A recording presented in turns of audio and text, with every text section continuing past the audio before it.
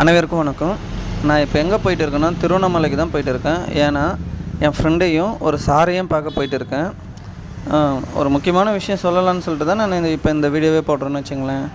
இது என்னென்னாக்கா, வாழ்க்கையில் ஒரு விஷயத்தை நம்ம கவனமாக செய்யலைன்னா நம்ம பல நாள் பல வருஷம் சில நேரத்தில் நம்மளுடைய லைஃப்பை கூட இழக்க வேண்டியதாக இருக்கும். ஒரு வாத்தியாரை நம்பி 2021 நான் பண்ண ஒரு தப்பு கிட்டத்தட்ட 6 வருஷத்துக்கு மேலே என்னுடைய லைஃப்பையே காலி பண்ணிடுச்சு. இன்னும் சொல்லப்போனால் இன்னும் எப்போ முடியும்னு கூட தெரியாதுன்னு வச்சுங்களேன். அந்த நிலமையில் இருக்குது. ஏன் இதை இப்போ சொல்கிறேன்னு வச்சுங்களேன், யாரையுமே நமக்கு ரொம்ப முக்கியமானவங்களாக இருந்தாலும் சரி, அவங்க சொல்கிறத கண்மூடித்தனமாக நம்பி எந்த ஒரு விஷயத்தையும் செய்யாதீங்க. எந்த ஒரு விஷயமா இருந்தாலும் கவனமாக யோசிச்சு செய்யுங்க. இல்லைன்னு வச்சுங்களேன், நம்ம என்ன செஞ்சாலும் போனதும் திரும்பி வராது.